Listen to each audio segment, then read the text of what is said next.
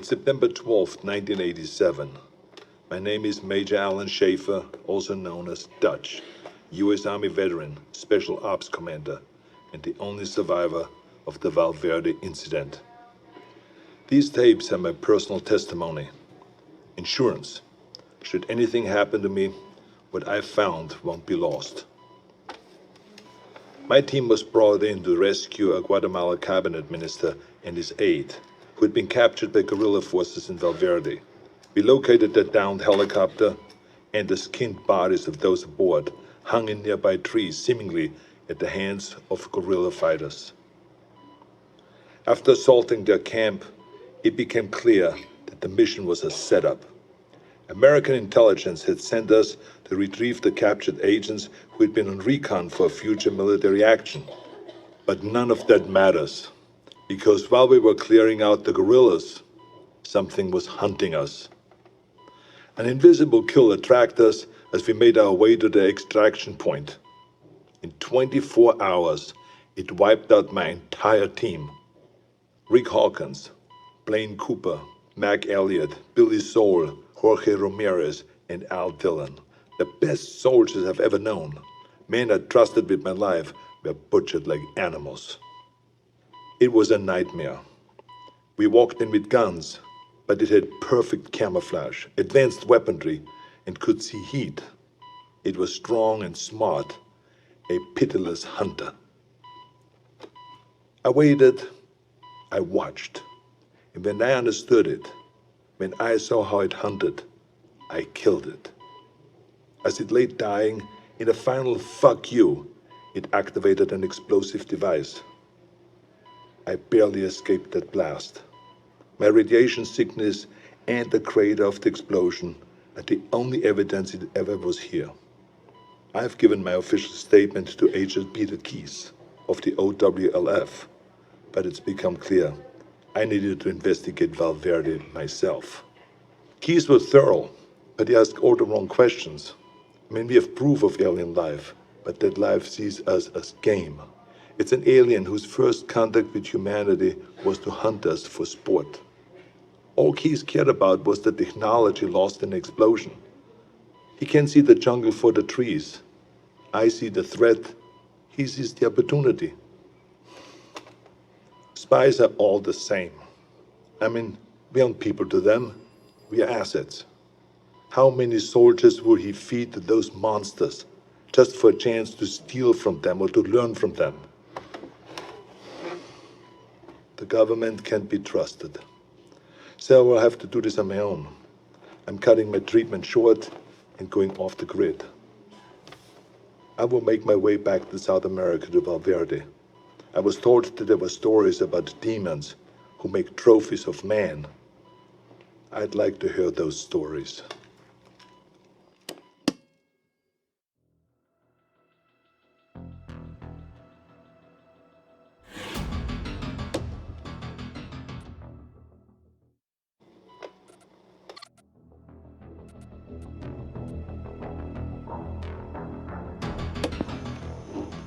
April 8th, 1991. I'm not dead yet. I'll admit, I regret not curing my radiation sickness before I left. It made leaving the country difficult.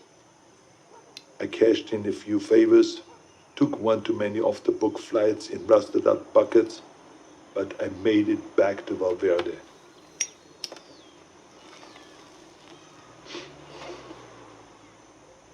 The area was on lockdown, sealed by American intelligence for study. The complex centered on a crater from the alien self-destruction. I found the scientists slumming in a local bar.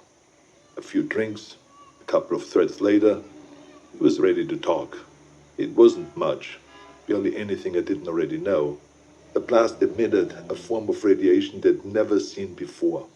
Some believed it was extraterrestrial, some didn't. Either they're not too bright, or there's nothing to find. I decided to let them keep searching in vain. It kept them busy and off my trail.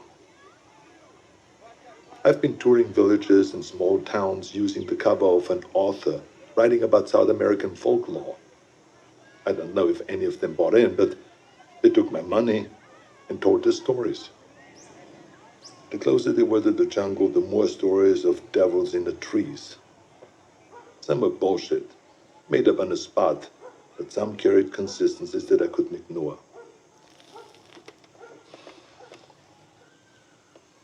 Whatever it was, the demons who make trophies of man, the devil of the trees, or the skull taker, the stories always began on the hottest summer that they could remember.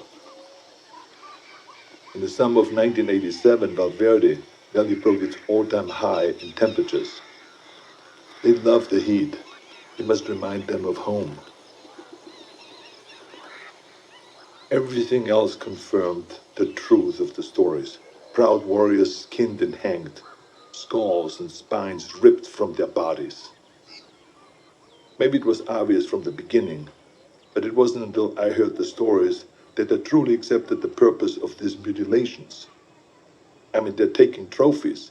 They travel impassable distances to hunt us, skin us, and mount us over some alien fireplace on another world. It would be disgusting if it weren't so familiar. Where do I go now? It's been on my mind all year. The takeaway from all this intel is that they've been doing this for decades, centuries maybe. They're coming back, and I need to be there when they do.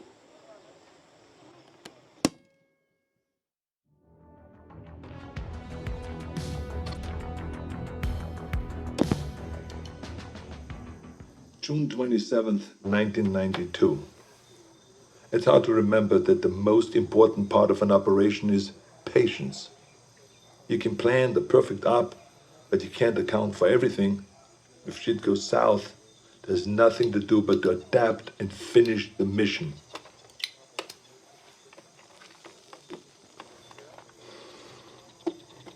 Sometimes you just get lucky. I was in the dock, 10 clicks downriver from the Valverde border, figuring out my next move. I was ready to pack it in. I thought that I learned everything that I could, that there was nothing left for me to find. The OWLF had abandoned the detonation site a year ago, and I thought that they already shipped back to America.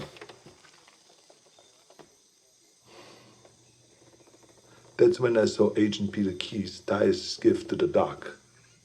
I haven't seen Keyes since I gave my official statement to him. It was impossible, but there he was with three of his buddies. All agents. The clean, tidy outfits give them away all the time. They don't want to get down in the dirt, you see. That's what they pay soldiers to do. Keyes walked up, looked right at me, and shook my hand. With the radiation sickness, I've lost a lot of weight, so I thought that he maybe would not recognize me, but then he greeted me like we were old pals. Keyes is a good spy, saying nothing, implying everything. We spent the next few hours trading war stories at the bar. If you had heard us, you would never have suspected we were trading intel on an alien manhunter. His cover was that they have been looking for a serial killer, a sadist who has been operating in the area for years, hunting people like animals and then skinning them alive. Keyes wanted to talk about the monster, so it all came out in the cover story. In many ways, they were just a few steps behind, surveying villages for information, locating witnesses. He did confirm one thing that I only considered. He told me how the killer chose his victims. They were always armed. A rifle, a pistol, a knife in the boot. He wasn't taking kids or random villages. He wanted a challenge. Whatever it was a hunter. When it killed for sport. I wish they were here for a military action, recon for an invasion, but the truth was so much worse. We are prey, animals, fit only to be hunted. Keyes and his buddies paid the tab and mine, but before he left, he winked at me and he said, "Stay out of the jungle. That's where he gets you." I tracked Keyes and his team for weeks. But they didn't learn anything new. Maybe they knew that I was there, maybe they didn't, I don't know. I've risked enough for now. I think it's time to disappear. Keep my ear to the ground. Be patient.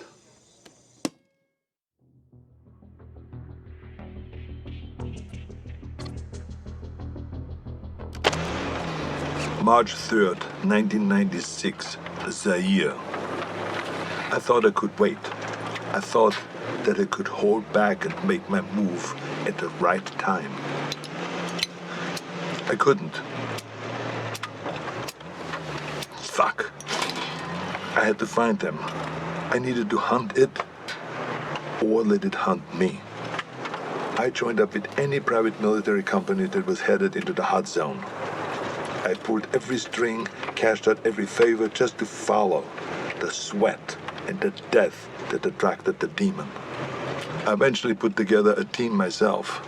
Lost soldiers and haunted men, willing to fight and to die wherever I led them. They thought that I was a legend, and I let them believe that. I'm quiet and good in what I do. They needed them to see me as a legend, so that they could take them to die in a sweltering jungle. We went on more missions than I can remember. We didn't fire until we were fired at. They thought that it was my code. It wasn't. I was waiting and watching. Our last mission was an evac up in the Congo. A private munition base had gone dark. When we arrived, they'd been dead for days. Bodies strung up on floodlights around the base, all of them skinned, some missing skulls and spines. We secured the site and waited for backup to arrive. In the heat of the day, I stared into the waves of heat coming off the concrete, thinking that any minute they might come alive as the invisible killer. And then they did. I didn't wait. I unloaded every round I had. Trusting me, my team fired in the same direction. It wasn't the first time I'd done it, but this time I knew what I was looking for. It was so fast, we couldn't hit it. We panicked, and stray rounds struck the crate of RPGs. And that explosion hit other munitions that exploded. By the time the smoke cleared, the demon was dead, but so were all my men. I took samples of its blood, pieces of its anatomy, and what tech that I could salvage. And then I burned everything. Then it disappeared. I never checked in with HQ. As far as I know, I was counted among the dead.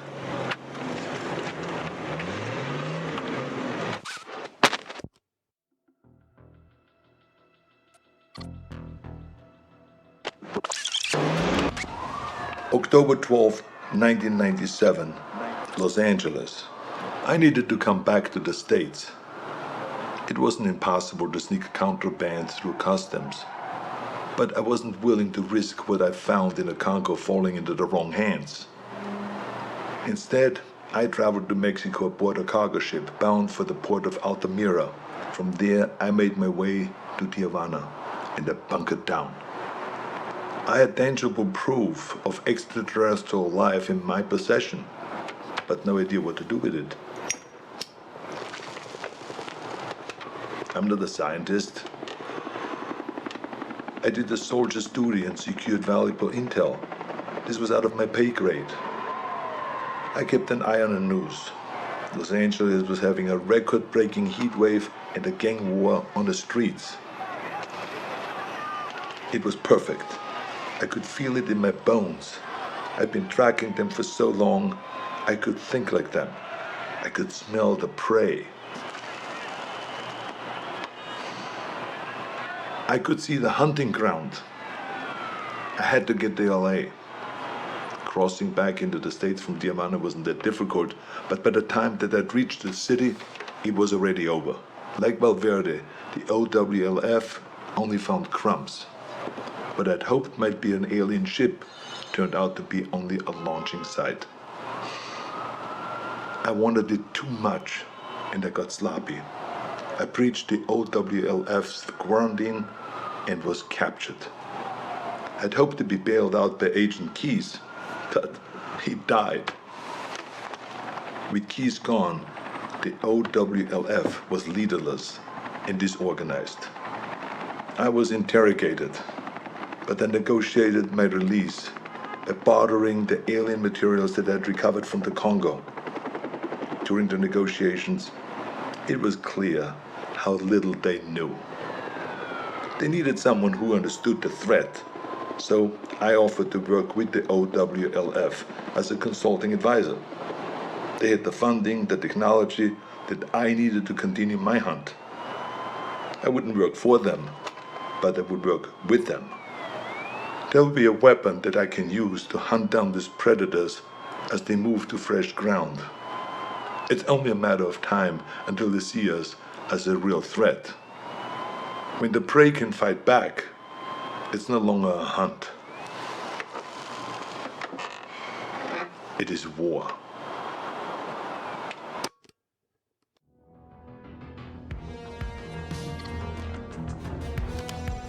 March 3rd, 2008. We've gotten good at killing predators. Every time we find one, we come back with more tech, more research, and the OWLF's funding goes up. Together, we have gotten stronger and more efficient.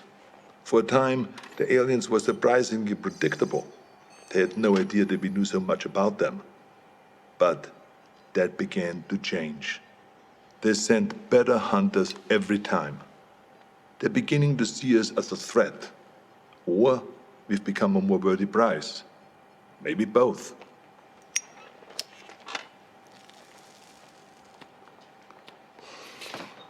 We know this because our last encounter was special. We weren't certain if they had any gender to speak of, but that changed when we came into contact with the female. She was smarter and deadlier. She didn't fuck around like the males did. She was direct, ruthless, and skilled. I was in Laos when we first came into contact with her. It was Valverde all over again. Her ambush wiped out my entire team. Only this time, she got me. In a small village, I lost track of her, just long enough for her to pin me with a razor net. Pinned against the wall, razors cutting into my face. I've been fighting for so long, I was ready to die. I should be dead. Instead of making the kill, she cloaked and vanished into the jungle. The net relaxed, and I escaped with my life, and a scar to remember her by. She spared me, only me, like she knew who I was. I returned to the exfil, my first failed mission in a long time. Are we going about this wrong? I mean, we've learned so much, but in doing so, have we made ourselves a bigger target? I can't stop thinking about something Napoleon said.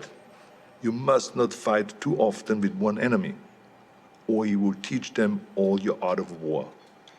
I started this believing that we were learning how to hunt them, or maybe she let me live to just be hunted another day. We were teaching them how to hunt us.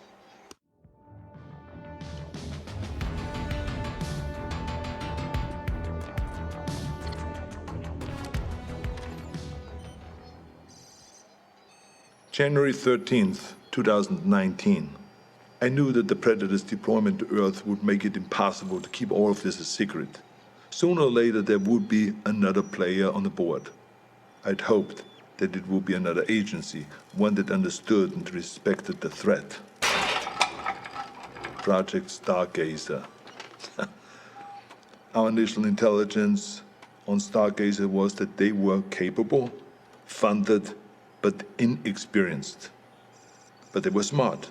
They took the OWLF's funding and got it shut down. Everyone we could identify in their group was a disavowed member of another agency. including the OWLF. Lacking strong leadership and a clear directive, they were sloppy and arrogant. They were aware of the predator's threat, and while they had many of the pieces, they struggled to see the bigger picture. Stargazer was so far behind that we didn't see them as a threat until the event in Mexico. The recovered Predator escape pod was an extraordinary find for Stargazer, but the death toll was a heavy price to pay for taking a Predator captive. My task force has many directives, but one of the most primary is we do not take captives. Retrieve technology, corpses, and other intelligence. But there's no value in a live predator, only liability. The enemy does not want peace. The enemy does not negotiate. Its only drive on Earth is to hunt. What we might learn from a captive predator would never be worth the risk to our people. Stargazer didn't learn from their mistakes, and the technology they've recovered has only made them cocky. When the government cut ties to the agency, it should have shuttered their project permanently, but they only shifted their goals. Guerrilla factions and private military companies are being contracted by Stargazer to set out bases and equipment in locations that we have identified as ideal hunting grounds. We believe that the former intelligence project is setting itself up to be a fully independent dealer of otherworldly arms. This is the worst-case scenario. Hostile forces will use those weapons on their enemies, and they will use them on us. All the while, the true enemy stalks us unseen. It's a distraction mankind can't afford. Stargazer will have to be dealt with.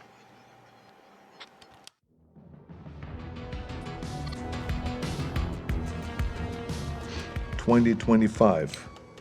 It's hard to believe that I'm still here recording this.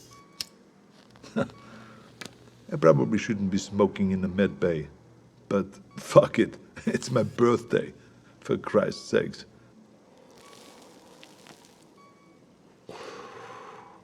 I turned 78 today, but I'm out there hunting. I should be retired. I should be doing anything but this. My life shouldn't be possible. But the very thing that I hunt, that hunts me, is what's keeping me alive. As we began to understand the predator's technology, we started to use it. A fight with a predator female went bad and I was critically wounded. Dying, I agreed to experimentation. It worked. It worked so well that the cells in my body stopped aging. Pushing 80 now, I'm fighting like a man in his 40s. It's not the only experiment that I've been part of. I'm deadlier now than I was in Valverde. The OWLF has been fully reinstated. It's grown larger than ever before. We saved John Keyes from Stargazer. His father was Peter Keyes. I suppose you could say that he was a very dear acquaintance. His son is a gifted scientist. I worry about the future.